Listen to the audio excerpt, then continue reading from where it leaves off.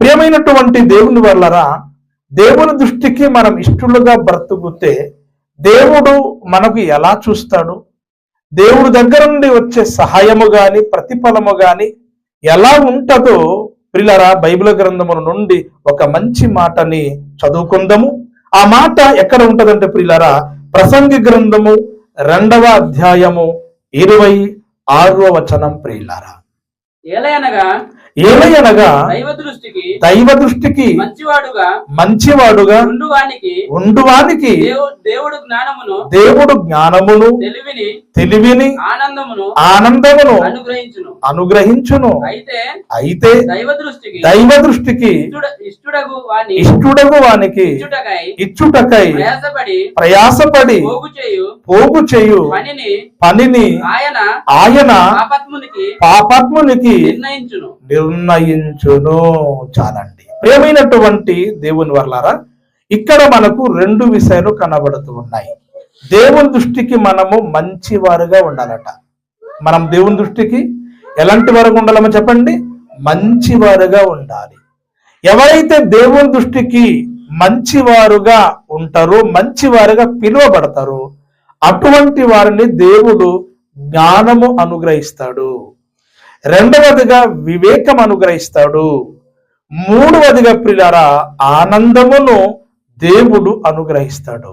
అంతేకాకుండా అదే దేవుని దృష్టికి ఎవరైతే ఇష్టలుగా ప్రియమైనటువంటి వారుగా బ్రతుకుతారో అలాంటి వారిని దేవుడు పోషించడానికి, ఆర్థిక సహాయాన్ని ఇవ్వడానికి దేవుడు పాపాత్ములను నిర్ణయిస్తాడు అన్నటువంటి మాట కనబడుతుంది. ప్రియులారా, దేవుడు వాడుకోవాలనుకుంటే కేవలము నీతిమంతులకి పరిశుద్ధులకి మాత్రమే కాదు. దేవుడు తన పని జరిగించాలి అంటే, దేవుడు తన కార్యాన్ని జరిగించడానికి కేవలము సేవకులకు మాత్రమే కాదు, కేవలము సంఘానికి మాత్రమే కాదు, లోకములో ఎవరైతే పాపులుగా పిలువబడుతూ ఉన్నారో అటువంటి పాపులను కూడాను దేవుడు వాడుకుంటాడు, ఉపయోగించుకుంటాడు అన్నటువంటి మాట ఇక్కడ మనకు కనబడుతుంది. ప్రియమైనటువంటి దేవుని వల్లరా, బైబిల్లో మనం చూడగలిగినప్పుడు ఒకరోజు యూదులలో పెద్దలు యేసుప్రభు దగ్గర వచ్చి శతాధిపతి గురించి మంచి సాక్ష్యం చెప్తారు. బోధకుడా, ఈ మనుష్యుడు నీ వలన మేలు పొందుటకు యోగ్యుడు అని ఆ పెద్దలు శతాధిపతి గురించి సాక్ష్యం చెప్తారు. ప్రియులారా, ఆ శతాధిపతి యూదులను ప్రేమించి ఒక మందిరమును కట్టించాడటండి. ఆ శతాధిపతి యూదులను ప్రేమించి ఒక మందిరమును కట్టించాడు. చూసారండి, దేవుని పిల్లలకు ప్రియులారా, బయట ఉన్న వ్యక్తి దేవుని మందిరాన్ని కట్టి ఇవ్వడం అనేటువంటి జరిగింది. ఇకపోతే ప్రియులారా, 2వదిగా మనందరికీ తెలుసు, యెరూషలేము దేవాలయము పడగొట్టబడింది. అలా పడగొట్టబడినటువంటి మందిరాన్ని తిరిగి కట్టడానికి దేవుడు కోరెసును ప్రేరేపించినట్లుగా, కోరెసును దేవుడు వాడుకున్నట్లుగా మనము చూస్తాం. ప్రియులారా, ఇకపోతే ప్రియులారా, 3వదిగా మనందరికీ తెలుసు, పొట్టి జక్కయ్య గురించి మనందరికీ తెలుసు. పొట్టి జక్కయ్య ఆయన పాపిగా పిలువబడ్డాడు బైబిల్లో. పాపి నుండి పొట్టి జక్కయ్య యేసు ప్రభువు అంటున్నాడు, ప్రభువా, ఇదిగో నా ఆస్తిలో సగము బీదలకు ఇచ్చుచున్నాను. చూసారంటే, పరిసర్యకు దేవుని దైవ కార్యక్రమాలకు పొట్టి జక్కయ్య, ఒక పాపిగా పిలువబడినటువంటి పొట్టి జక్కయ్య ఆ బీదలకు తన ధనాన్ని ఇచ్చినట్లుగా మనం చూస్తున్నాం. పరిసర్య నిమిత్తము తన ధనాన్ని ఇచ్చినట్లుగా మనం చూస్తున్నాం.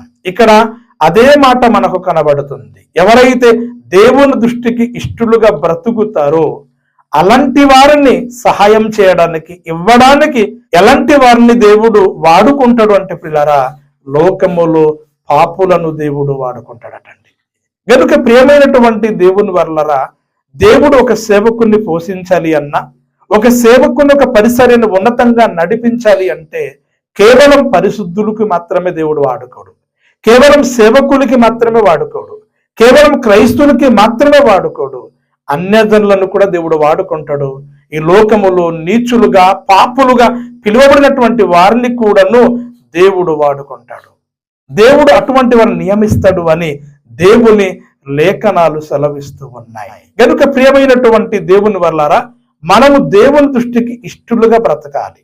ఇష్టలుగా బ్రతుకుతే దేవుడు మనకు పోషిస్తాడు, దేవుడు మనకు సహాయం చేస్తాడు, దేవుడు మనకు పోషించడానికి, మన పరిచర్యని ఉన్నతంగా నడిపించడానికి, సంఘము నడిపించడానికి పిల్లారా కేవలము పరిశుద్ధులకి మాత్రమే కాదు, కేవలం నీతిమంతులకి మాత్రమే కాదు, ఈ లోకములో పాపులను కూడా దేవుడు ఏర్పాటు చేస్తాడు, పాపులను కూడా దేవుడు నియమిస్తాడు, పాపులను కూడా దేవుడు వాడుకుంటాడు అన్నటువంటి చక్కటి మాట ఇక్కడ మనకు కనబడుతుంది.